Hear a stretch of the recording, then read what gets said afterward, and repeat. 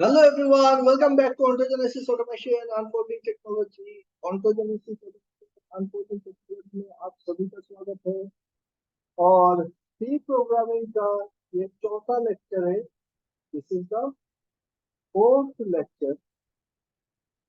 पिछले कुछ वीडियो में हमने सी सब प्रोग्रामिंग कैसे लिखना चाहिए वो देखा था और आप सब में को हमने बोला था कि प्रिंटफ स्टेटमेंट कैसे यूज करते हैं वो दिखाया. आज हम लोग कुछ और प्रोग्रामिंग करेंगे जिसमें हम लोग इनपुट कैसे लेते हैं, स्कैनर है ना, वो भी देखेंगे. प्रिंटफ और अलग अलग प्रोग्राम का क्या आउटपुट आता है वो देखेंगे. ठीक है, तो एंड तक देखना तो समझ में आएगा.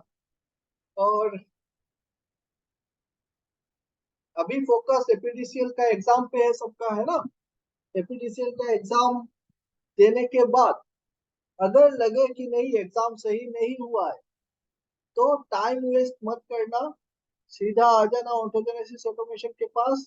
कि गवर्नमेंट पीएसयू जॉब प्रिपरेशन अगर नहीं हुआ तो कोर इंडस्ट्री के लिए तैयारी करो. कोर इंडस्ट्री पे जॉब बहुत अच्छा मिल सकता है अगर आपके पास क्या हो, स्किल हो. स्किल नहीं होने से इंडस्ट्री में जॉब नहीं मिलेगा. ऐसा काम करो जिंदगी में जिसका वैल्यू रहे. कि आज आपका क्या वैल्यू है उससे मतलब नहीं है कि आज से 10 साल के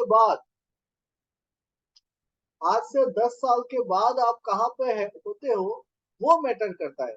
कि आप कितना भी छोटा से छोटा काम करो आज, है ना, लेकिन उस काम पे क्या होना चाहिए, उस काम पे एक्सपोजर होना चाहिए, स्किल होना चाहिए. अगर स्किल है तब जाके आप 10 साल के बाद आगे बढ़ सकते हो.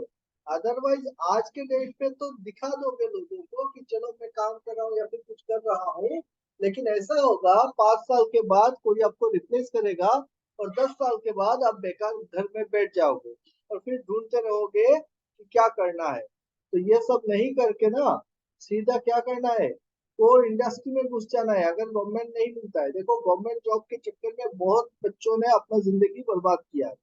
कि गवर्नमेंट जॉब क्या होता है कि आप कितना भी अच्छा तैयारी कर लो लेकिन गवर्नमेंट जॉब होता है लिमिटेड, बहुत कम. तो उतना लिमिटेड जो एरिया है उसमें अगर आपका नसीब अच्छा हुआ कि आपके अच्छे तैयारी के बाद भी आपका अगर नसीब अच्छा नहीं है ना तो आपको गवर्नमेंट जॉब मिलना मुश्किल है. और अगर गवर्नमेंट जॉब नहीं मिलता है तो क्या करोगे, तो सीधा प्राइवेट इंडस्ट्री में घुस जाओ. इंडस्ट्री में घुस जाओ, ऐसा नहीं है कि कहीं पे जाके वो सिम कार्ड बेच रहे हो, कहीं पे जाके रजिस्ट्री लेके वो मटेरियल कितना आ रहा है और मटेरियल कितना जा रहा है उसका हिसाब रख के समझ रहे हो कि वो एक इंजीनियरिंग जॉब है. That is not an engineering job. Engineering job industry में होता है, जैसे हमारा power plant, oil and gas, steel sector, ये सब में क्या होता है, वहां पे आपको मेंटेनेंस, ऑपरेशन एंड मेंटेनेंस पे काम मिलता है. और जब आप मेंटेनेंस सेक्शन पे जाते हो, ऑपरेशन पे जाते हो, तो उसके स्किल का वैल्यू है कि इतना हाई वैल्यू इक्विपमेंट होता है, टरबाइन होता है, बॉयलर होता है. वो सबको चलाने के लिए स्किल्ड इंजीनियर्स चाहिए. क्योंकि वो करोड़ों का मशीन है, वो कोई भी नहीं चला सकता है और उसको चलाने के लिए ना बहुत सारा टेक्निकलिटी की जरूरत है, टेक्निकल चीजें जानने की जरूरत है, तब जाके आप चला सकते हो उस मशीन को. साइमल्टेनियसली जब कहीं पे कभी भी कोई फॉल्ट आता है तो उस फॉल्ट को ढूंढ के निकालना एक इंजीनियर का काम होता है. इंजीनियरिंग जॉब कई तरीके के होते हैं, डिजाइन का होता है, आपका ऑपरेशन एंड मेंटेनेंस का होता है. तो जो O&M का जॉब है ना वो मेरे लिए बहुत अच्छा दिखता है मुझको, कि इंडस्ट्री बहुत सारी है कि पहले शुरुआत के 2-3 साल आपको हो सकता है थोड़ा सा प्रॉब्लम फेस करना पड़े. उस प्रॉब्लम को ओवरकम करने के लिए आपको पहले से स्किल की तैयारी करनी है. सो दैट जो बंदा 5 साल में जाके जिस मुकाम पे पहुंचता है, आप विद इन ए ईयर उस मुकाम पे पहुंच जाओ. ऐसा तो नहीं है कि आपका शुरुआत का दिन, जो जो भी बंदा ये दिमाग में डाल के बैठा हुआ है ना कि यार मैं इंजीनियर हूँ और इंडस्ट्री में जाऊंगा तो मुझको एक बहुत बढ़िया सा केबिन मिलेगा, एक केबिन मिलेगा, एसी रूम में बैठेंगे, दो तो फाइल आएगा और मैं साइन करके छोड़ दूंगा. तो वो सब हमारे सपने हैं, ऐसा नहीं होता है। जॉब लाइफ, इंडस्ट्री लाइफ, आपको काम करना पड़ता है, फील्ड में मेहनत करनी पड़ती है, चीजों को जानना पड़ता है। जब स्किल बनता है तब जाके आपका पैसा बढ़ता है, आपका डिग्निटी बढ़ता है, आपका पोजीशन बढ़ता है। आप जीएम बनते हो, आप वीपी बनते हो, आप सीईओ बनते हो। वो सारी कब, जब आपको काम आता है तो। उससे पहले फील्ड में रगड़ना पड़ता है। Okay everyone. तो मेरा रिक्वेस्ट ये है कि एग्जाम के पीछे अपना जिंदगी बर्बाद मत करो। एग्जाम की तैयारी एकदम दिल लगा के, जान लगा के करो। एपीडीसीएल मिल जाए तो ठीक है, नहीं मिला तो यही आखिरी चीज नहीं है दुनिया में। इसके अलावा और भी बहुत कुछ कर सकते हैं, बहुत बड़ा बड़ा कर सकते हैं। और फील्ड को चेंज करके इधर उधर भागने की जरूरत नहीं है, अपने ही फील्ड में काम लेना। चलो शुरू करते हैं हमारा सी लैंग्वेज। तो सी लैंग्वेज में हमने अभी तक देखा था क्या क्या टाइप का लैंग्वेज होता है। बहुत सारे टाइप में हमने देखा था कि low level, high level language होता है। सी एक मिडिल लेवल लैंग्वेज होता है। कोबल, बेसिक, फोर्ट्रान, पास्कल, ये सब बहुत ही अच्छे अच्छे लैंग्वेज थे। लेकिन डेनिस रिची ने क्या लेके आया? डेनिस रिची लेके आया हमारे सी लैंग्वेज। और सी आया था 1972 में। फिर हमने मशीन लैंग्वेज को समझा कि जीरो और वन से मशीन समझता है, जीरो एंड वन। और वो एग्जैक्टली जीरो वन नहीं समझता है, वो समझता है high voltage and low voltage. High मतलब 5 वोल्ट और लो मतलब 0 वोल्ट। इसका उल्टा भी ले सकते हैं। फिर हमने देखा था कि लैंग्वेज लिखने के लिए जैसे हमको अल्फाबेट, वर्ड, सेंटेंस और पैराग्राफ की जरूरत है, उसी तरीके से सी में अल्फाबेट्स बोलने से alphabet, digits and special symbols आते हैं। और उनको मिला के हम लोग कुछ कांस्टेंट डिफाइन करते हैं, वेरिएबल करते हैं, और हमारे कीवर्ड्स होते हैं कुछ। टोटल 32 कीवर्ड्स है। वेरिएबल हम लोग नाम लिखते हैं, और जब वेरिएबल लिखते हैं इसका मतलब होता है कि मेमोरी में एक लोकेशन का रिजर्व कर देना उस नाम से। और उस मेमोरी लोकेशन के अंदर जो वैल्यू रहेगा, that value will be some constant. और वो कांस्टेंट जो है ना, वो कांस्टेंट या तो इंटीजर हो सकता है, या फिर रियल हो सकता है, या फिर आपका करेक्टर हो सकता है ना। सो अल्फाबेट्स में आप ए टू जेड, कैपिटल और स्मॉल दोनों यूज कर सकते हो। डिजिट में 0 to 9, और स्पेशल सिंबल्स कुछ यूज करते हैं, वो हमने देखा था। स्पेशल सिंबल में कि अरिथमेटिक सिंबल्स होते हैं, हाँ, मल्टीप्लिकेशन होते हैं, और क्या कहते हैं, असाइनमेंट ऑपरेटर्स होते हैं, और फिर लॉजिकल ऑपरेटर्स होते हैं, कंपैरिजन। और लॉजिकल ऑपरेटर्स आपके एम्परसेंड, एंड लॉजिकल और लॉजिकल नॉट, है ना, और ये कंपैरिजन। ओके, ये सारे सिंबल्स यूज करते हैं। और फिर हमने देखा था इंक्रीमेंट के लिए प्लस प्लस लगाएंगे, माइनस माइनस लगाएंगे। प्लस प्लस का मतलब होगा +1, माइनस माइनस का मतलब होगा -1। और फिर कुछ कांस्टेंट और वेरिएबल को डिफाइन किया था हमने कि कांस्टेंट कैसे लिखा जाता है, वेरिएबल कैसे लिखा जाता है। वो सारी बातें आप पुराने वीडियो पर मिल जाएगा, आप लोग देख, अगर किसी को डाउट है तो। रूल्स को समझना बहुत जरूरी है, बार बार बता रहा हूँ। कॉम्पिटिटिव एग्जाम में रूल्स से रिलेटेड ही सवाल आएंगे। तो प्राइमरी कांस्टेंट, सी कांस्टेंट जो होगा प्राइमरी और सेकेंडरी, उसमें आपका इंटीजर, रियल और कैरेक्टर कांस्टेंट होता है। सेकेंडरी में एरे, पॉइंटर, स्ट्रक्चर, ये सब सेकेंडरी होता है। रूल्स देख लेना कि किस क्या क्या रूल्स होते हैं, और उसके लिए आपको पुराने वीडियो रेफर कर देना चाहिए। एक ही वीडियो में करेंगे, बहुत लंबा हो जाएगा।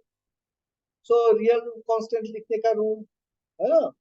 और फिर एक्सपोनेंशियल से कैसे लिखते हैं, मेंटिसा क्या है, मेंटिसा क्या है, और एक्सपोनेंशियल क्या है ना। मेंटिसा ये वाला पार्ट जिसमें प्लस माइनस साइन होता है, और एक्सपोनेंशियल ई के बाद वाला पार्ट, और दोनों को सेपरेट करता है ई। ये होता है एक्सपोनेंशियल फॉर्म लिखने का।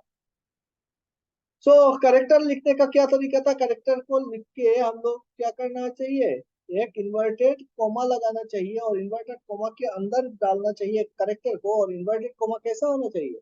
वो एक ही डायरेक्शन पे दिखना चाहिए। ऐसा लिखने से सी कंपाइलर को कुछ समझ में नहीं आएगा। Now types of C variables में हमने देखा कि वेरिएबल तो आप कुछ भी डिफाइन कर लो, चाहे वो कोई भी एक नाम लिखो। लिखने का तरीका ये होना चाहिए कि बीच में कोई स्पेस या ब्लैंक नहीं होना चाहिए। और स्पेशल सिंबल आप यूज नहीं कर सकते हो एक्सेप्ट अंडरस्कोर। तो वेरिएबल लिखते टाइम आपको सिर्फ इतना ध्यान रखना है कि अंडरस्कोर के अलावा आप कोई भी स्पेशल सिंबल यूज नहीं कर सकते हो। और फर्स्ट कैरेक्टर जो होना चाहिए वो अल्फाबेट होना चाहिए। अगर अल्फाबेट नहीं है यहाँ पे, इसका मतलब वो वेरिएबल गलत है, तो एरर दिखाएगा। ठीक है, वो प्रोग्राम को जब हम लोग एरर कंपाइलेशन करेंगे ना, तो जरूरी होगा कि वेरिएबल में पकड़ लो, यहाँ पे कुछ सिंबल से शुरू कर दिया वेरिएबल, तो वो गलत हो जाएगा। अब वेरिएबल का नाम कुछ भी दे दो, लेकिन उसका टाइप डिफाइन करना पड़ता है। और टाइप क्या क्या टाइप होता है? इंटीजर होता है, फ्लोट होता है, या फिर कैरेक्टर होता है। इंटीजर मतलब इंटीजर है ना, होल नंबर्स। और फ्लोट का मतलब होता है कि डेसिमल पॉइंट के साथ, डेसिमल पॉइंट के साथ आप अगर एक इंटीजर वैल्यू से वेरिएबल डिफाइन करते हो, और उसमें अगर आप फ्लोटिंग वैल्यू डाल देते हो, तो वो सिर्फ इंटीजर पार्ट को रखेगा, फ्लोट पार्ट को नेग्लेक्ट करेगा। उसके बाद सी कीवर्ड्स देखे थे कि 32 कीवर्ड्स है, और उसमें से वो सारे कीवर्ड्स मैंने बोला था कि आप लोग थोड़ा सा देख लेना कि कौन सा कीवर्ड आप यूज करते हैं, क्योंकि इन कीवर्ड्स में से कोई भी कीवर्ड अगर आपके एग्जाम में अगर कीवर्ड को वेरिएबल के रूप में डाल दिया है, कि पकड़ लो मैंने लिख दिया कि वेरिएबल डिफाइन करते हुए INT STRUCT स्ट्रक्चर, तो ये कंपाइलर क्या करेगा? एरर दिखाएगा, क्योंकि ये कीवर्ड है, इसको आप वेरिएबल के हिसाब से डिफाइन नहीं कर सकते। Am I clear everyone? Okay, फिर हमने सी इंस्ट्रक्शंस देखा था। सी इंस्ट्रक्शंस लिखते टाइम डिक्लेरेटिव या डिक्लेरेशन इंस्ट्रक्शन होता है, जहां पे हम लोग डिक्लेयर करते हैं कि वेरिएबल का टाइप क्या है। एक्स वाई जेड कुछ भी ले लो, और वेरिएबल टाइप 3 टाइप के, इंटीजर, फ्लोट एंड कैरेक्टर। फिर हमने input instruction and output instruction देखा था। आउटपुट इंस्ट्रक्शन मतलब प्रिंटफ, कि प्रिंट करेगा। इनपुट इंस्ट्रक्शन मतलब स्कैनफ, स्कैन करेगा, है ना। और ये जो परसेंट एम परसेंट देते हैं, इसको हम बोलते हैं एम परसेंट। तो क्या समझाता है यार? फिर हमने एरिथमेटिक इंस्ट्रक्शन देखा, कंट्रोल इंस्ट्रक्शंस देखा कि ब्रेक शीट लगाना कैसे है, और एक सिंपल इंटरेस्ट का एक प्रोग्राम किया था, जिसमें हमने कुछ वेरिएबल डिफाइन किए इंटीजर एंड फ्लोट में, और फिर परसेंटेज निकाला इसका। अब इस ये जो परसेंटेज आएगा, ये जो हमारा प्रोग्राम हमने लिखा है, उस प्रोग्राम का एक ही वैल्यू आना है ना। और वो वैल्यू कितना होगा?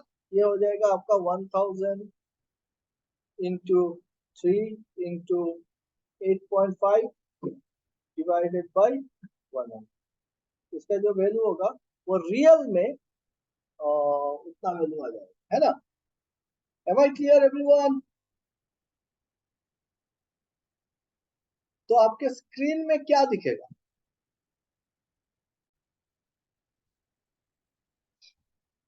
तो ये आ जाएगा आपका 1000 इंटू 3 इंटू 8.5 डिवाइडेड बाई 100। तो ये आता है आपका 255। तो आपका स्क्रीन पे जो दिखाएगा ना, वो सीधा यहाँ से आउटपुट क्या है, ये यहाँ पे देखो, इनपुट कुछ नहीं है। इनपुट हमने ऑलरेडी दे दिया है, फिक्स्ड है। पी का वैल्यू दे दिया है, एन का वैल्यू दे दिया है, आर का वैल्यू दे दिया है, और एक कैलकुलेशन किया है अरिथमेटिक में, और फिर प्रिंटफ मिल गया परसेंटेज एफ फ्लोटिंग में, है ना।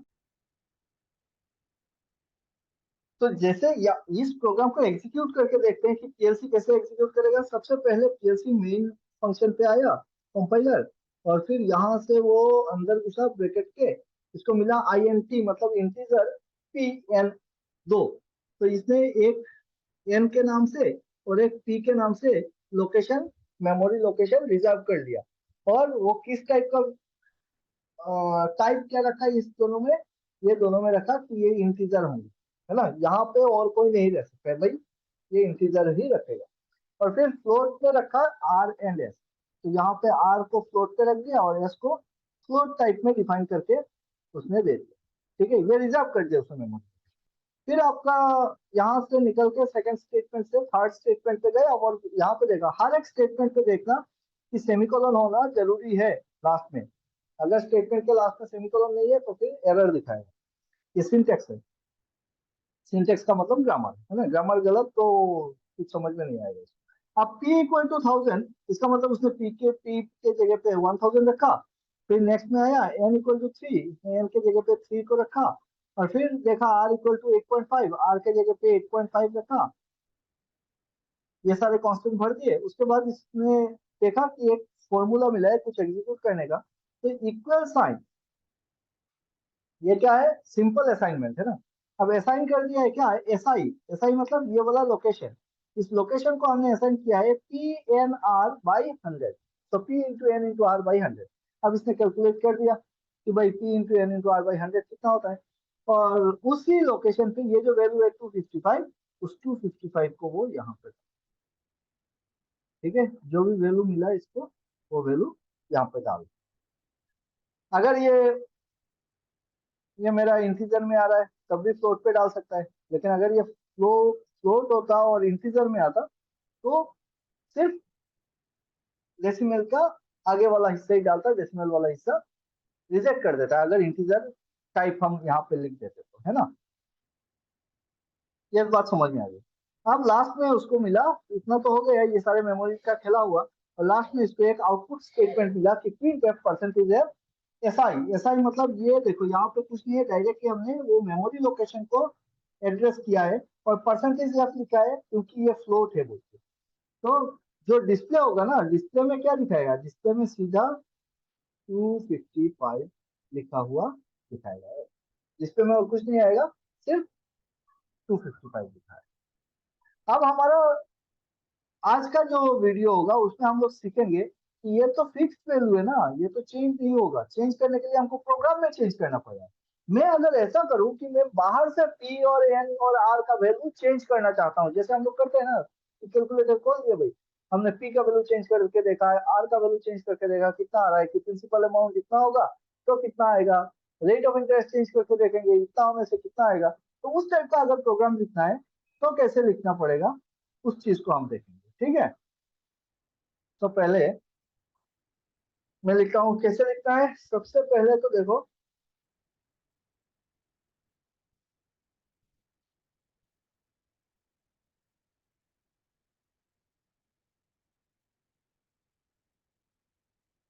सबसे पहले हमको डिफाइन करना पड़ेगा, क्या डिफाइन करना है। चलो स्कैनफ को यूज करने से पहले और एक प्रोग्राम लिख लेता हूँ, और एक प्रोग्राम क्या लिखते हैं, पहले तो हम लोग लिखते हैं भाई मेन, है ना। प्रोग्राम का शुरुआत क्या होता है, मेन या फिर वॉइड मेन लिखा है, मेन या फिर वॉइड मेन, वॉइड मेन ये क्या है, फंक्शन है, ये मेरा मेन फंक्शन है, सॉरी। वॉइड मतलब जीरो, ये किसी को कुछ रिटर्न नहीं करने वाला है, इस फंक्शन से किसी और फंक्शन में कोई भी चीज रिटर्न नहीं हो रहा है, वो हमको समझ में नहीं। मेन लिखने के बाद हम लोग यहाँ पे पेरेंथेसिस लगाते हैं, है ना। और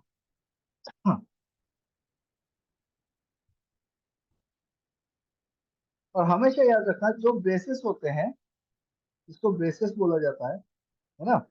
जो बेसिस होते हैं वो पेयर में होता है, मतलब एक ऐसे आप शुरू करोगे, कभी जब आप कंपाइलर पे पीएलसी पे लिखते हो, तो पीएलसी बोल रहा हूँ, सी पे लिखते हो, तो एक शुरू किया तो उसके साथ उसका एंड कर दो, और उसके बीच पे आप स्टेटमेंट, ताकि गलती ना हो।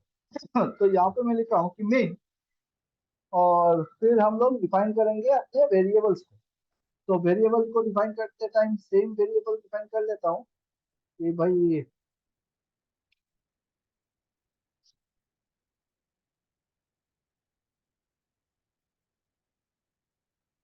सेम वेरिएबल हम लोग अगर डिफाइन करते हैं कि इंटीजर, आई एन टी,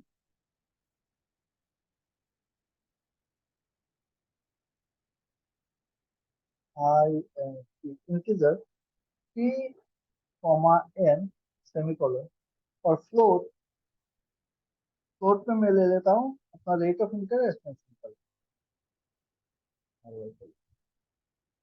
अब मैं बोल रहा हूँ यहाँ पे देखो, कुछ कुछ चेंजेस करूंगा। मैं लिख रहा हूँ कि print,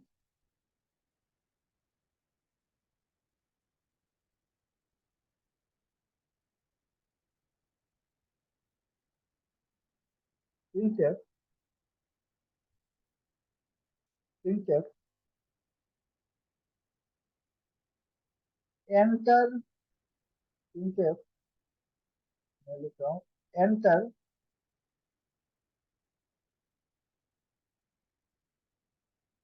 values of P comma N comma R, और ये हो गया क्लोज, ठीक है, ब्रैकेट क्लोज, और फिर सेमीकोलन, मतलब सेंटेंस क्लोज। अब जैसे ही हमने यहाँ पे लिख दिया printf एंटर वैल्यूज ऑफ इतना, तो ये printf स्टेटमेंट क्या समझाता है, आउटपुट स्टेटमेंट है। तो ये जो कंपाइलर सी कंपाइलर होगा वो मेन के अंदर घुसेगा, फिर उसने वेरिएबल लिया P N R S I, तो इसने अपना मेमोरी में ये चार वेरिएबल को का लोकेशन सेट कर लिया, दो मेरे इंटीजर टाइप और दो मेरे फ्लोट टाइप, है ना, इतना तक हो गया। उसके बाद उसको मिला एक आउटपुट स्टेटमेंट, जैसे आउटपुट स्टेटमेंट मिला तो पीएलसी क्या करेगी, इसको डिस्प्ले कराएगी। अब डिस्प्ले क्या करना है, तो डिस्प्ले जो भी आप इस, जब इन्वर्टेड ब्रैकेट के अंदर, इन्वर्टेड कॉमा के अंदर जो भी आप लिखोगे ना, एक्स वाई जेड कुछ भी लिख दो, जो लिखोगे वैसा ही डिस्प्ले करा देगा। लिखने का तरीका देखना, एक ब्रैकेट और उसके अंदर इन्वर्टेड कॉमा, और उसके अंदर हमने जो भी लिखना है, ये enter values of E N, यही आपको डिस्प्ले पे दिखाएगा, ठीक है। अब डिस्प्ले में जब आपने देखा कि आपने जैसे सी को रन कराया, आपके सामने आ गया पहला statement, enter values of P N R. तो आपने वैल्यू पुट किया, पी का वैल्यू पकड़ लो 1000 जैसे था, एन का वैल्यू पुट किया, आर का वैल्यू पुट किया। अब ये क्या कहते हैं इसको, सी कंपाइलर को ये एक्सेप्ट करना है ना, तो एक्सेप्ट कराने के लिए हमको स्टेटमेंट लिखना है स्कैन। रीड करने के लिए लिखेंगे स्कैन। अच्छा, ये पी जो है ना मेरे यहाँ पे कैपिटल दिखा है, स्मॉल हो, छोटी छोटी बातें भी जरूरी है। तो ये रहा मेरा स्कैन एफ, और स्कैन एफ को लिखने का तरीका ये है, मैं फिर से वो ब्रैकेट लगाऊंगा और फिर से वो इन्वर्टेड कोमा दूंगा, और फिर हम लोग यूज करेंगे फॉर्मेट स्ट्रिंग। कौन सा फॉर्मेट, ये फॉर्मेट है परसेंटेज डी। पहले क्या आएगा, पी का वैल्यू देंगे ना, और पी कैसा है, इंटीजर है। रिमेंबर, इंटीजर अगर होगा तो हम यूज करेंगे परसेंटेज डी, अगर फ्लोट होगा तो हम यूज करेंगे परसेंटेज एफ, रियल वैल्यूज के लिए परसेंटेज एफ। और अगर करेक्टर है, करेक्टर एंटर करना है, तो आप यूज करोगे परसेंटेज सी, ठीक है। परसेंटेज डी देके आप फ्लोट वैल्यू एंटर नहीं कर सकते, परसेंटेज सी। तो जिस टाइप का वेरिएबल होगा आपको उसी तरीके का फॉर्मेट लगाना है। तो यहाँ पे ये फॉर्मेट स्ट्रिंग, इसको क्या कहते हैं, फॉर्मेट स्ट्रिंग। तो फॉर्मेट स्ट्रिंग हमने लगाया परसेंटेज डी पहला वाला, ये हो गया मेरा पी के लिए परसेंटेज डी। फिर देंगे, कोई कोमा शोमा नहीं देंगे, फिर लगाएंगे परसेंटेज डी, ये होगा मेरा एन के लिए, क्योंकि मेरा पी और एन दोनों क्या था, इंटीजर है। तो पी एन, और फिर और एक वैल्यू एंटर करना है ना, तो उसके लिए लगाएंगे परसेंटेज एफ। देखो, जितना वेरिएबल का वैल्यू आपको देना है उतना आपको फॉर्मेट स्ट्रिंग यहाँ पे लगाना है, कि कंपाइलर को पता तो चले कि किस टाइप का है वो वैल्यू। अगर ये परसेंटेज डी या परसेंटेज एफ नहीं लगाओगे तो पीएलसी यहाँ पे स्किप कर जाएगा, ठीक है। तो यहाँ पे ये डाल दिया, और परसेंटेज एफ के बाद लगाएंगे इन्वर्टेड कोमा, और फिर एक कोमा दे देंगे नीचे। अब बताना है इसको कि लोकेशन क्या होगा, कहाँ पे लेके जाके ये percentage D percentage percentage F जो है वो कहाँ पे स्टोर करना है। ये तो सिर्फ वैल्यू है, ये तो इसको कुछ समझ में नहीं आया। यहाँ पे तो हमने लिखा कि enter values of P N R, इसके जगह पे अगर आप एक्स वाई जेड लिख दो तो कोई दिक्कत नहीं है। यहाँ पे values of X Y Z लिख दो, ये उत्तर डिस्प्ले कराएगा, इससे इसके कंपाइलर को कोई मतलब नहीं है, वो डिस्प्ले करा दे, ये आप देख रहे हो। और स्कैनर क्या कर रहा है, परसेंटेज डी परसेंटेज एफ जो है वो वैल्यू को ले रहा है, वो आके कर्सर आके ना, कंपाइलर आके यहाँ पे रुक जाएगा, रुक के वो इंतजार करेगा जब तक आप कोई वैल्यू एंटर करके हिट नहीं करते हो, तब तक वो रुका रहेगा। अब आपने एक वैल्यू एंटर किया, और अगर आपने ये परसेंटेज डी देके डेसिमल वैल्यू एंटर करते हो, रियल वैल्यू, तो वो सिर्फ इंटीजर पार्ट को रखेगा, डेसिमल को रिजेक्ट कर देगा। फिर परसेंटेज डी फिर से रुक गया, फिर से दिया, फिर रुक गया तो फिर से दिया। अब क्या हुआ, यहाँ पे मुझको लेना है कि ये जो वैल्यू दिए हैं वो स्टोर कहाँ पे करना है लेके जाना। तो वो मेमोरी लोकेशन हमको बताना पड़ेगा, और ऑलरेडी हमने यहाँ पे डिफाइन किया हुआ है मेमोरी लोकेशन, है ना। तो लोकेशन को दिखाने के लिए कैसे करेंगे, M%P, कोमा, स्मॉल दिया था ना, स्मॉल M%P, कोमा, यहाँ पे कोमा लगेगा हर एक M%N और M%R। तो ये हो गया पूरा का पूरा स्टेटमेंट। और हम क्या करेंगे, यहाँ पे अपना ब्रैकेट क्लोज और फिर एक सेमीकोलन, इस स्टेटमेंट। समझ में आया ये एंड लगाना क्यों जरूरी है, वो लोकेशन को दिखाता है। अब कंपाइलर आके पीएलसी बोलते बोलते ना पीएलसी हो गया। तो %d, सी का कंपाइलर आके रुका यहाँ पे, वैल्यू एंटर किए, वो देखा कौन सा वाला पहले, ये सिक्वेंशियली जाएगा। पहला वाला क्या है, %p, M%p। M%p मतलब डिफाइंड है क्या, अगर यहाँ पे डिफाइन नहीं किए हो ना तो एरर है। तो डिफाइन किया हुआ है, हाँ भाई ये p का लोकेशन इसको पता है यहाँ पे। तो जो भी वैल्यू आप यहाँ पे पुट करोगे, आपने 5000 पुट किया तो ये 5000 यहाँ पे लेके जाएगा, फिर रुक जाएगा। तो फिर से आपको एक वैल्यू एंटर करना है कि %d। अब ये किसका वैल्यू है, n का वैल्यू है। कैसे पता चला, यहाँ पे आपने डिफाइन किया है p एंड n। तो n में आप कितने साल के लिए ले रहे हो, सपोज आप 10 साल के लिए ले रहे हो, फिर आके रुक जाएगा। अब क्यों रुका हुआ है, क्योंकि उसको और एक वैल्यू चाहिए। क्या वैल्यू चाहिए, एक फ्लोटिंग फ्लोटिंग टाइप का वैल्यू चाहिए, M%R। क्या होता है फ्लोटिंग टाइप का वैल्यू, एफ, परसेंटेज एफ। तो आर का वैल्यू हम देंगे सपोज 8.5, तो ये आर के स्पेस पे 8.5। Am I clear. अब हम सारे वैल्यू फिर से दे दिए, पहले जैसे ही पहले के प्रोग्राम में हमने लिख के दे दिया था अंदर कॉन्स्टेंट, तो चेंज नहीं हो रहा था। अब क्या कर दिए, सेम टू सेम। अब क्या कर दिए, हम डाटा एंट्री कर सकते हैं। मैं 5000 की जगह पे 10,000 कर सकता हूँ अभी, कीबोर्ड से फिर से रन कराओ, फिर से डाटा दे दो। अब ये तो हो गया डाटा का खेला। डेटा इसको मिल गया है कि कौन सा डेटा कितना है। अभी वो जाएगा नेक्स्ट स्टेटमेंट पे, यहाँ पे मुझको क्या ऑपरेशन करना है, अरिथमेटिक ऑपरेशन जो करना है वो लिखना है। तो ऐसा ही इक्वल टू हमने लिखा p into n into r divided by 100। तो ये दे दिया मैंने सेमीकोलन। तो ये हो गया एक स्टेटमेंट कि क्या करना है तुमको। अब वो देखेगा कि ये ऐसा ही डिफाइंड है क्या, यहाँ पे जाके चेक करेगा, हाँ भाई यहाँ पे मेमोरी लोकेशन पे ऐसा ही है कुछ, और उसमें क्या करना है।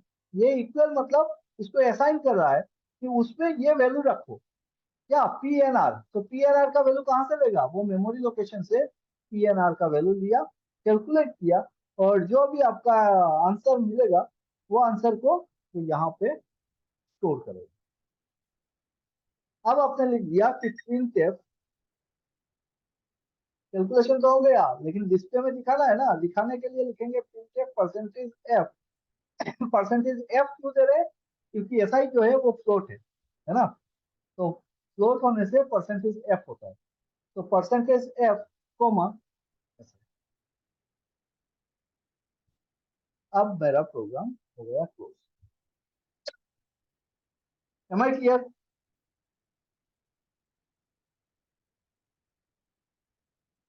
So this ampersand is a pointer operator. It is called ampersand. This is called pointer operator. ये क्या करता है, ये पॉइंट कर रहा है ना कि कौन सा लोकेशन को दिखा रहा है, तो इसको बोलते हैं हम लोग पॉइंटर ऑपरेटर। समझ में आया सबको। स्कैनफ क्या है, स्कैनफ इनपुट स्टेटमेंट है। वो जैसे ही कंपाइलर को स्कैनफ दिखेगा वो आके रुक जाएगा, तो वो सर्च करेगा कि भाई किस टाइप का वैल्यू लेना है मुझको। तो वो देखेगा यहाँ पे आपने क्या डिफाइन किया है, डबल इन्वर्टेड के अंदर डी दिया है, तो इंटीजर एफ दिया है, तो रियल, और अगर आपने सी लिया तो वो होगा करेक्टर। Am I clear?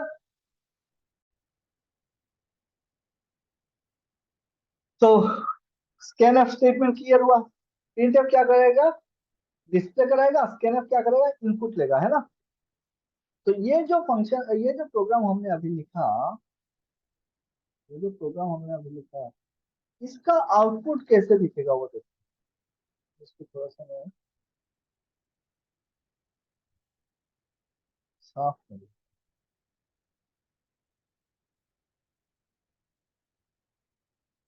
ये जो हमने प्रोग्राम लिखा है, इसका आउटपुट कैसे दिखेगा?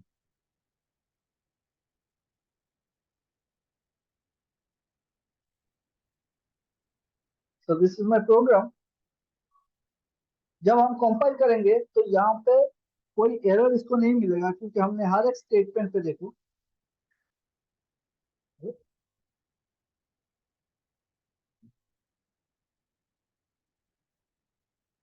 यहाँ पे हर एक स्टेटमेंट पे देखो, हमने डिफाइन किया है, पहले हमने डिक्लेयर कर दिया है, और हर सेंटेंस के एंड पे हमने क्या दिया है? सेमीकोलन दिया है। अगर आप कहीं पे एक भी मिस कर जाते हो ना, ये वाला सेमीकोलन, तो क्या दिखाएगा? एरर शो करेगा। तो हर एक स्टेटमेंट के पीछे इसमें सेमीकोलन होना जरूरी है। और क्या जरूरी है? हर एक वेरिएबल के बीच पे, जो वेरिएबल हम लोग डिफाइन कर रहे हैं, उन वेरिएबल के बीच पे कोमा होना जरूरी है ना। ये वाला कोमा जरूरी है। इसका अलग कलर से ये कोमा जो है, वो कोमा होना जरूरी है। जब हम प्रिंटफ स्टेटमेंट लिखेंगे तो वो फर्स्ट ब्रैकेट के अंदर, और इसको क्लोज होना जरूरी है। जितना ब्रैकेट हम ओपन करेंगे उतना ही ब्रैकेट क्लोज करना जरूरी होता है। स्टेटमेंट हमेशा इन्वर्टेड कोमा के अंदर होगा। और अगर यहाँ पे कोई भी अपने एड्रेस वगैरह नहीं दिया है, या पीएनआर इनके सामने अगर एम्परसेंड नहीं लिखा है, एम्परसेंड नहीं लिखा है, तो ये सीधा सीधा समझेगा कि इसको मेरे को डिस्प्ले कराना है। मैं सेम पी एन आर यहाँ पे भी लिख रहा हूँ, लेकिन उनके सामने क्या दे रहा हूँ? एक पॉइंटर ऑपरेटर दे रहा हूँ। ये पॉइंट कर रहा है किसी एक मेमोरी लोकेशन को। %d %d %f ये समझा रहा है कि ये स्कैनफ स्टेटमेंट है, और स्कैनफ स्टेटमेंट तीन जगह पे जाके रुकेगा कि तीन इनपुट चाहिए। इनपुट का टाइप क्या होना चाहिए? इनपुट का टाइप होना चाहिए कि दो इंटीजर और एक फ्लोटिंग। फिर तीसरा, ये लाइन में आते हैं, तो इस लाइन पे हमने डिक्लेयर किया है, और क्या करना है कि S I equal to S P N R by 100, और फिर से यहाँ पे सेमीकोलन दे दिया। प्रिंटफ में परसेंटेज है। तो जब इसको रन कराओगे, कंपाइल पहले कंपाइल करेंगे फिर रन करेंगे, तो रन कराने से आपका जो स्क्रीन होगा उस स्क्रीन में ऐसे दिखेगा डिस्प्ले। डिस्प्ले में क्या दिखेगा? ये डिस्प्ले लिखा हुआ नहीं आएगा, फिर से दिखेगा डिस्प्ले लिखा हुआ, डिस्प्ले लिखा हुआ नहीं आएगा।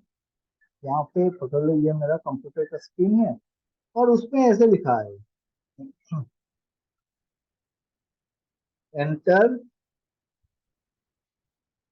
Values of P N R. ठीक है। अगर यहाँ पे आप कॉलम लगाते तो यहाँ पे कॉलम दिखता है, कॉलम नहीं लगाए तो कॉलम।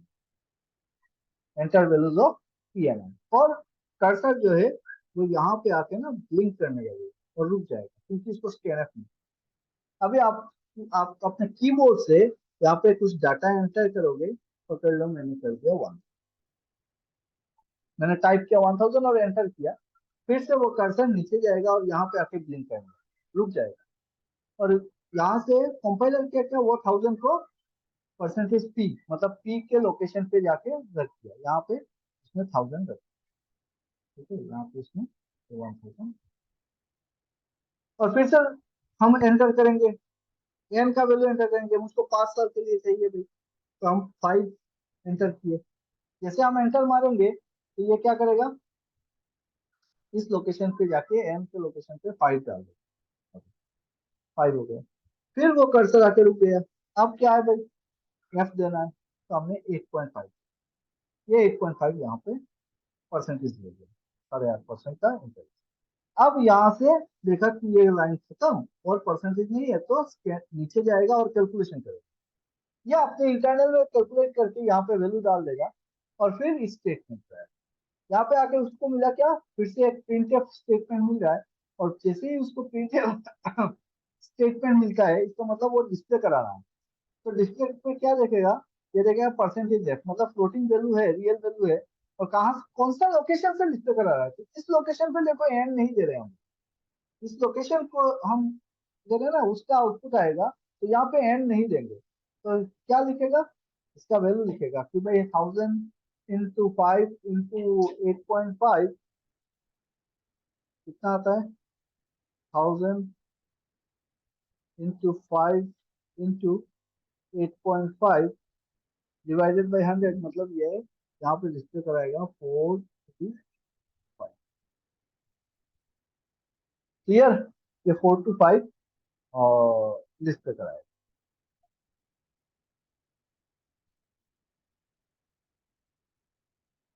M I clear. तो आपका डिस्प्ले जो है वो किस तरीके का है, enter the values of P N R, values दिखाएगा, फिर ओके। अब बताओ मेरे को, एक प्रोग्राम लिखता हूँ, आप इसका डिस्प्ले बताओ कि इसका डिस्प्ले में क्या आएगा। अगर मैं वो पूरा का पूरा प्रोग्राम सेम हो और मैं सिर्फ यहाँ पे printf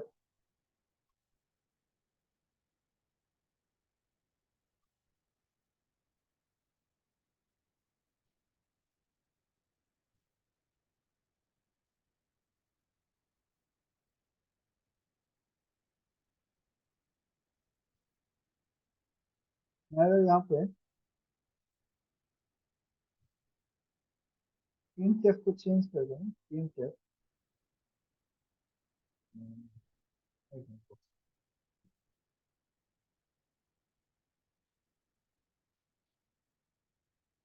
यहाँ पे परसेंटेज एफ ऐसा ही लिखा था, तो अभी मैं क्या कर रहा हूँ डिस्प्ले में, printf percentage B, percentage B, percentage F, percentage F, comma P, comma N, comma are,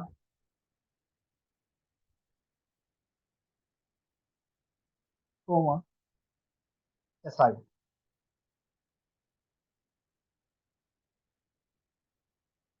अगर लास्ट स्टेटमेंट को मैं चेंज करता है इससे, ठीक है,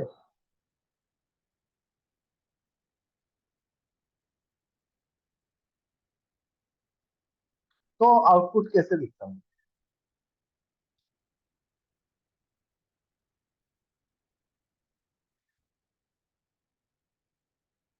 तो डिस्प्ले में दिखा था कि पहला प्रिंट किया था परसेंटेज बी और यहाँ पे लिया पी, तो पी का वैल्यू डिस्प्ले कराना है। समझना बात को, जब हम लोग स्कैन एफ देंगे तो यहाँ पे एम्परसेंट देना जरूरी है, पॉइंट कराना कि कौन से लोकेशन पे रखेगा। जब हम प्रिंटफ लिखेंगे तो यहाँ पे सिर्फ एड्रेस को लिख देंगे कि कहाँ से वो वैल्यू को लेना है, यहाँ पे एम्परसेंट नहीं देंगे, ठीक है। और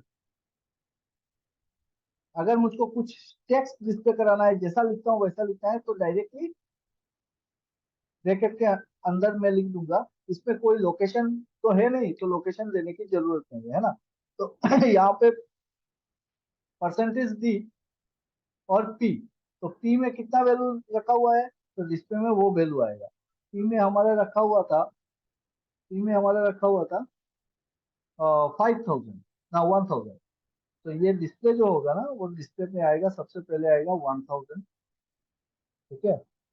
उसके बाद फिर परसेंटेज दी, तो परसेंटेज दी एन, एन कितना है, तो देखेगा यहाँ पे एन है 5, 5 आएगा। उसके बाद आएगा परसेंटेज एफ, परसेंटेज एफ क्या है, परसेंटेज एफ कौन सा, आर, तो आर का वैल्यू आएगा 8.5, तो आएगा यहाँ पे 8.5। फिर आएगा परसेंटेज एफ और एस आई का वैल्यू, एस आई का वैल्यू कितना है, चलो 425, तो ऐसा ही कर देगा। आपका जो डिस्प्ले होगा ना ऐसा लिखो, एक ही लाइन पे आएगा सब कुछ इस तरीके से। अब मुझको कुछ समझ में नहीं आ रहा है भाई, कि सारा का सारा आपने एक ही लाइन पे इस तरीके से दिखा दिया, कितना नंबर आया कुछ समझ में नहीं आया। तो इसको कैसे करें, उसको करने के लिए हम क्या करेंगे पता है, मैं इसमें अगर लोग मुझको चाहिए कि 1000 के नीचे 5 एक एक लाइन पे आए, हाँ, तो मैं कैसे लिखूंगा, मैं लिखता कि print F percentage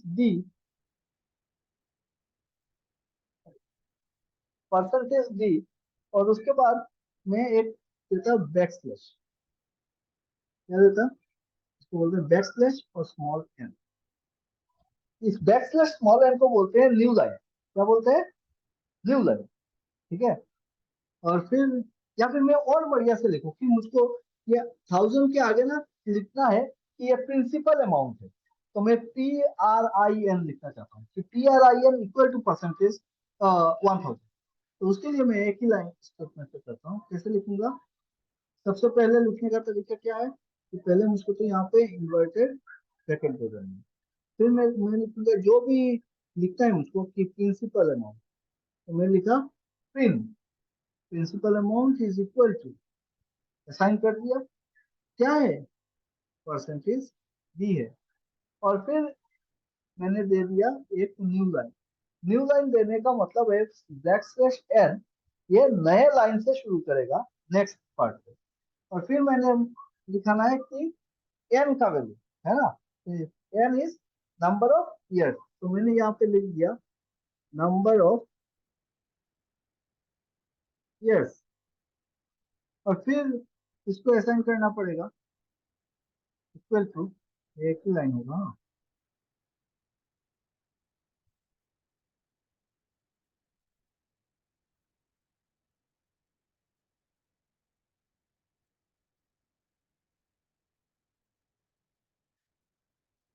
number of years is equal to, हम क्या लिखेंगे, परसेंटेज, नंबर ऑफ ईयर्स क्या है, एन आपका इंटीजर था ना, तो परसेंटेज डी देना है, परसेंटेज डी। तो परसेंटेज डी देके फिर से मैं यहाँ पे न्यू लाइन दे देता हूँ। फिर मुझको क्या डिस्प्ले कराना है, मुझको डिस्प्ले कराना है आर का वैल्यू, कि रेट ऑफ इंटरेस्ट, तो मैं लिख देता हूँ ROI। इनके बीच में मैं कोई भी क्या नहीं दे रहा हूँ, कोई भी कॉमा नहीं दे रहा हूँ, है ना, न्यू लाइन दे रहा हूँ। ROI, ROI is equal to, मैंने बोला परसेंटेज एफ, ये फ्लोटिंग वैल्यू है, एंड ये इतना इतना सही है, इतना ही मैं इस लाइन पे देना चाहता हूँ, दिखाना चाहता हूँ कि परसेंटेज एफ कितना है, प्रिंसिपल ROI इक्वल टू कितना है, ठीक है। तो यहाँ पे क्या करना पड़ेगा, अभी अभी मुझको यहाँ पे परसेंटेज एफ के बाद खत्म कर देना है ब्रैकेट, इन्वर्टेड कॉमा, और फिर देना है कोमा। और कहाँ से लेना है वो लोकेशन, लोकेशन के लिए क्या देंगे, प्रिंटफ स्टेटमेंट है तो एन नहीं लगाएंगे, पॉइंटर नहीं लगाएंगे ना, हम क्या देंगे, प्रिंसिपल के लिए पहला वाला जो है प्रिंसिपल, उसके लिए देंगे पी। और फिर नंबर ऑफ ईयर्स के लिए उसको जाना है एन लोकेशन पे, और नंबर ऑफ ROI के लिए जाना है आर लोकेशन। ये हमने लोकेशन डिफाइन किया, ब्रैकेट को क्लोज किया, सेम को। फिर नेक्स्ट स्टेटमेंट में मैं दे सकता हूँ ऐसे प्रिंट, और मैं बोल रहा हूँ कि परसेंट, ये तो हो गया इनपुट वैल्यू मैंने डिस्प्ले कराया। और नेक्स्ट स्टेटमेंट में मैं सिंपल इंटरेस्ट, तो मैं लिख रहा हूँ INTER, interest is equal to, simple interest is equal to, मैं लिख दे रहा हूँ रुपीज परसेंटेज एफ कोमा, तो कौन सा वेरिएबल से, SI से,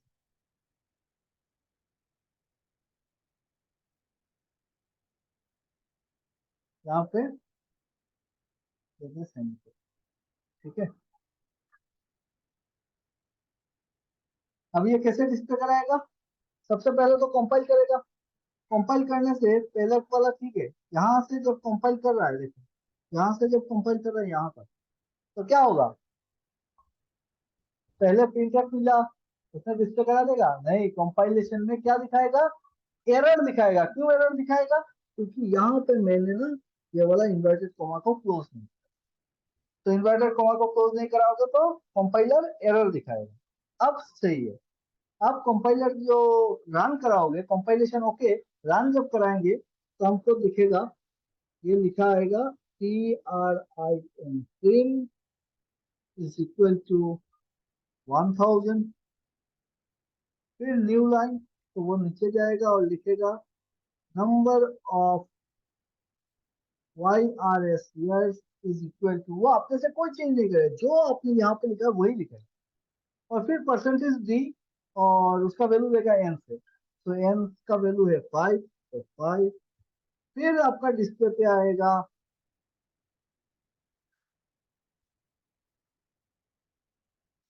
नेक्स्ट लाइन, आपका डिस्प्ले पे आएगा कि ROI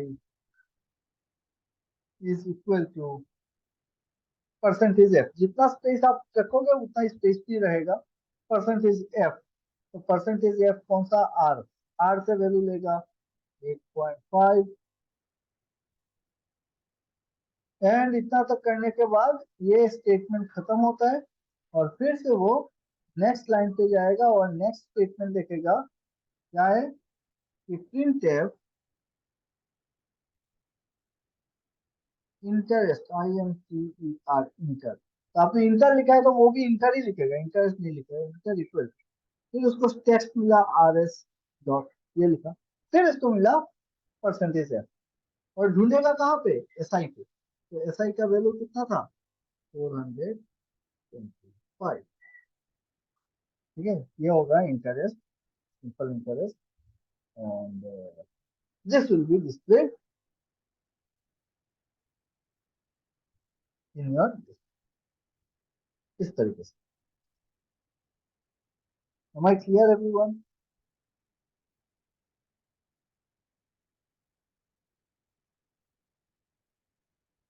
समझ में आ गया, तो अगर समझ में आ गया है तो नेक्स्ट नेक्स्ट वीडियो में ना मैं कुछ MCQs लेके आऊंगा, यहाँ तक बढ़िया से देख लो, तीनों वीडियो चारों वीडियो को बहुत बार रिपीट करके एक बार देख लेना, और सारे रूल समझ लेना, सो दैट नेक्स्ट क्लास में या फिर नेक्स्ट वीडियो जो होगा उसमें हम लोग जो MCQs करेंगे उसका आप एरर वगैरह निकाल सकते हो, कहाँ पे क्या एरर आ रहा है, कौन सा करेक्ट है नहीं है, वो सारा चीज आप तभी कर सकते हो जब आपको रूल्स पता हो, डिस्प्ले कैसा होगा, वो सारी बातें आएंगी, ठीक है। तो MCQs के लिए तैयार रहना, नेक्स्ट वीडियो में मैं MCQs दे रहा हूँ आप लोगों को, और सी पे फिर हम लोग करेंगे डिसीजन कंट्रोल स्ट्रक्चर जो होगा उस पे आएंगे, जैसे if statement, do while statement, हाँ, उसको कैसे यूज करना है वो हम लोग करेंगे। तो नेक्स्ट वीडियो में हम लोग MCQs करते हैं इसी चैप्टर के ऊपर, कि एरर्स कैसे आइडेंटिफाई करना है, ये करना है, फिर जाएंगे हम वो लूप कंट्रोल स्ट्रक्चर में जाएंगे, लूपिंग देखेंगे, ठीक है, और डिसीजन मेकिंग देखेंगे। ओके एवरीवन, तो बेसिक चीजें हमने कवर कर लिया है, बेसिक चीजें क्या कवर कर लिया है सी लैंग्वेज का, कि सी प्रोग्रामिंग कैसे लिखा जाता है, उसमें वेरिएबल क्या होता है, कांस्टेंट क्या होता है, सिंटेक्स क्या होता है, कीवर्ड्स क्या क्या है, ये कीवर्ड्स आपको याद रखने पड़ेंगे, नहीं तो एरर समझ में नहीं आएगा, है ना, रूल्स समझने पड़ेंगे ताकि एरर को आपको पता है। इतना टफ कुछ नहीं है, बस थोड़ा सा आधा घंटा दिमाग को खाली करके बैठो और एक बार देखिए, आधा घंटे में तो खत्म नहीं होगा, वीडियो बहुत लंबा हो जाता है समझाने के चक्कर में, है ना, ये सारे एक बार लिख लेना तो हो जाएगा। Okay everyone, all the best for your exam, बढ़िया से प्रिपरेशन करो, तैयारी करो, और उम्मीद करता हूँ कि सबको जॉब मिले। अब सबको तो मिल नहीं सकता है भाई, तो सबको अगर नहीं मिलेगा तो क्या करना है, रुकना नहीं है, सीधा सीधा ऑन्टोजेनेसिस ऑटोमेशन के पास आना है कि सर गवर्नमेंट जॉब हमने छोड़ दिया है, नहीं चाहिए गवर्नमेंट जॉब, हम प्राइवेट में जाएंगे और इंडस्ट्री कोर जॉब पे बहुत आगे निकलेंगे। Okay everyone, wish you all the best, bye bye.